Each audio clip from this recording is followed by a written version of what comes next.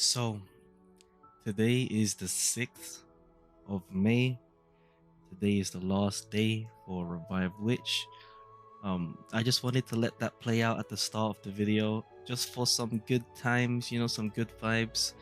Even though it's only been a year and a half, well, nearly a year and a half, that intro was very nostalgic in a sense. So this will be basically the last time that I will be logging in to RevivedWitch on both of my accounts, and this is my free to play. So the purpose of this video is mainly to appreciate, reminisce the good times, and just tell you guys my journey in RevivedWitch. So give me a moment. Alright, so as you can see, here we go. We'll just go over this notice again. Dear Master, looking back on RevivedWitch, it has been a long journey since our launch. It has been an unforgettable adventure, and we are truly grateful for your amazing participation in RevivedWitch. However, due to an adjustment in game development and operation strategy, we regret to announce that the server of RevivedWitch will stop operating at midnight on May the 7th, 2023. So yeah, it's very sad times. So the first thing that we'll do is go over what happened. So if you've missed the stream, I did a mega summoning stream. At around 3,000 pulls in total across both of my accounts. So huge thing there. Okay, they're still giving out weekend supply, 1 of 2. Unfortunately, we're never going to get 2 of 2. Because it's going to close on a Sunday, which is tomorrow. Now, first things first, we're never really going to find out the end of the story, unfortunately, unless, they had it planned already. But otherwise, we're never really gonna know. Feels bad. So I wanted to do a consolation prize by utilizing the mega summoning stream to try and get every single doll in the entire game. However, I have failed miserably across both. There are still UR characters that I am missing on both accounts. And furthermore, they did add 3 more UR dolls that they didn't give out for free. However, I can only show you 2 of them, 2 out of the 3, because I am missing her, who is the 3rd one, which is very unfortunate. And then the other 2 new ones are spread between 1 each, between my free-to-play and my non-free-to-play account. So the first thing we'll do is take a look at those new dolls.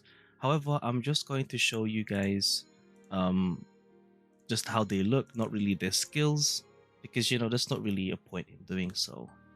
So this is the first character, the first of the 3. She is called Snowshine, a Brimstone Compeller, the 2nd Brimstone Compeller in the entire game. This is her Ascension 2 art, and then this is her normal model in live 2D form. So very nice design. Very unfortunate, because I have been saying it ever since launch. I appreciate every single art that they release for these characters, as they're all very nice. For example, one of the free characters that they've given, Sinmara, This is her Ascend 4 art, you know, very nice. These are also one of the newer ones as well. Gratien. But yeah, so that she's the first of the two. Let me quickly switch accounts. Alright, so the second doll in question out of the three that I have that are new is Maha Kani or Maja Kani. I'm not sure how you pronounce the name. However, she is a Mercury Compeller and very nice design, probably my favorite so far. Unfortunately, they were released essentially just like not long until EoS, so we can really only appreciate her for a few days. In this sense, the last day, you know, very nice design. But yeah, she's the second one out of the three, and as I've mentioned, I can't show you the other three. As you can see on my non-free-to-play account, I still have failed to get all of them. You know, it was 3,000 pulls or 300 multis, and I still haven't obtained everyone, which is very unfortunate, but it is what it is.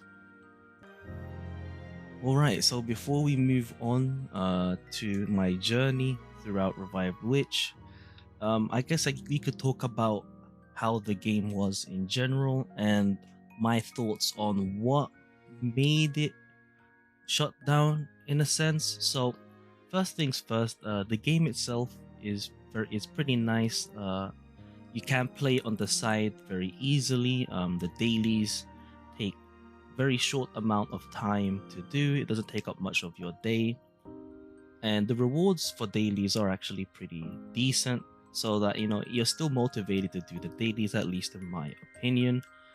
In terms of the gameplay itself, like the core mechanics, we'll quickly go over how it works. So let's actually go to formation and do some fighting here. Test the lineup. I'll lower the music audio just in case it's too loud.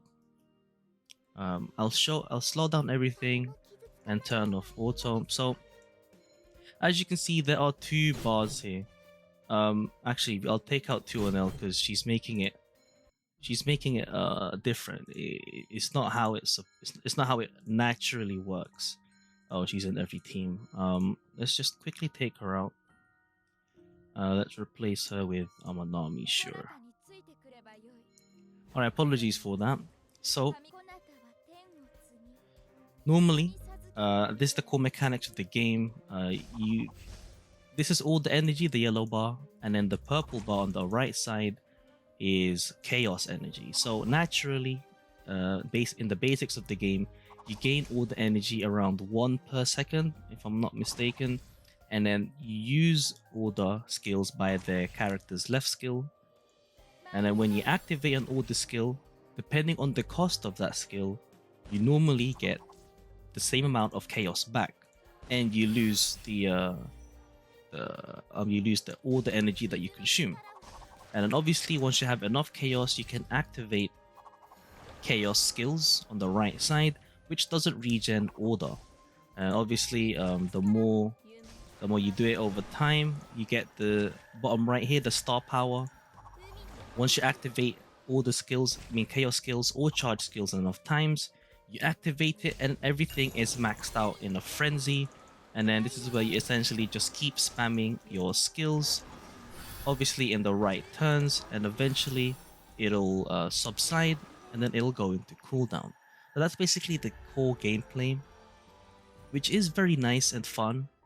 But I can see why, I guess, people didn't like the gameplay, or why there could be issues that are arising with that gameplay. First of all, every character has two skills, right? One order skill, one chaos skill. One of them could be charge skills, right? And depending on where they become charge skills, they either activate nothing, right, which is the first part, or they increase the star power on the bottom right if it's a charged chaos skill. Now, since every character has all of that, you know, it's pretty straightforward in terms of knowing how to build your team, but at the same time, normally in other games you have ultimates, right? A third skill, in other words. And because of that, you could say that the very simplistic nature of the characters, whilst the gameplay seems complex, right?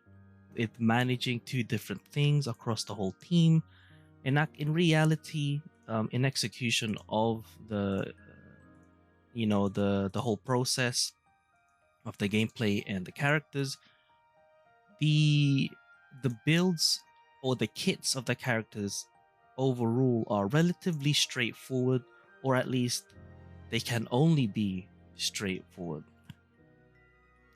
Like in the recent characters, they do have like systems where it's like kind of RNG, where there's like a chance that they do something. For example, Shiroi, on her passive, when using a certain skill, which is this one, the second skill, there's a 40% chance of not consuming energy. So they have like added RNG and stuff on certain characters where it like gives them a chance for extra DPS and stuff.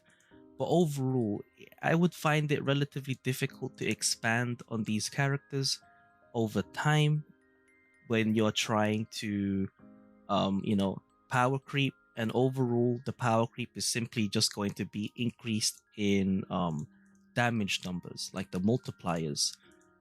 Now, the second reason why I think the game started to dwindle down might be because of the release of Isabel. So Isabel is a brimstone assassin who was released with a typo, essentially.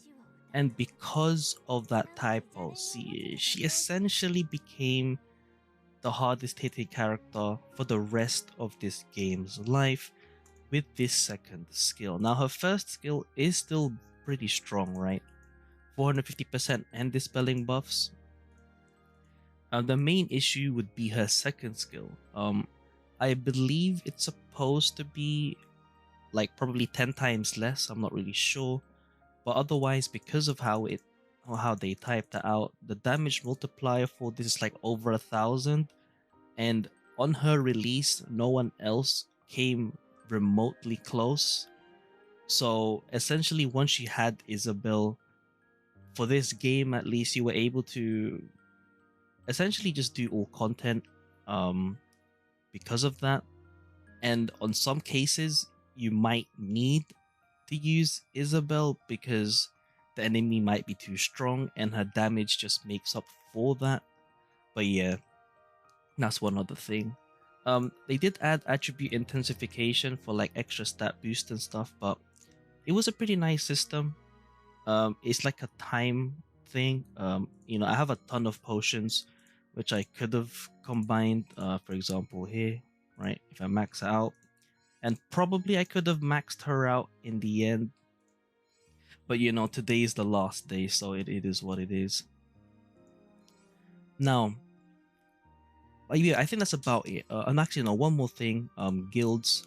Unfortunately, obviously, my guild is no longer active. Oh, this is kind of funny because I have both of my accounts in here. So technically, what happened is, yeah. See, this is my other account. Both exactly the same name. But yeah, in any case, another thing is guilds. So guilds were active. I mean, like they became the guild system was released relatively soon after the release of the game, like the initial launch. However, they never really did anything to the guild system. It was only for donation. I'm not really sure why they did that. And it's obviously a guild shop which had, you know, relatively nice rewards. For example, extra pulls, which I actually forgot about, but I'm not gonna go into further in that. And then, you know, these things. But yeah, and that's one other thing. They didn't do anything. Like the guild, let's assume the guilds were released like 2 months into the game. For a whole year after that until EoS, they didn't add anything to the guild system, which is probably one of the reasons why people kind of lost motivation to play, because we were technically expecting guild stuff like guild raids to at least give us, some something to do or to work towards. Instead, they did go into further detail when it comes to doing, evil return, rebirth, path not taken, stuff like that. But yeah,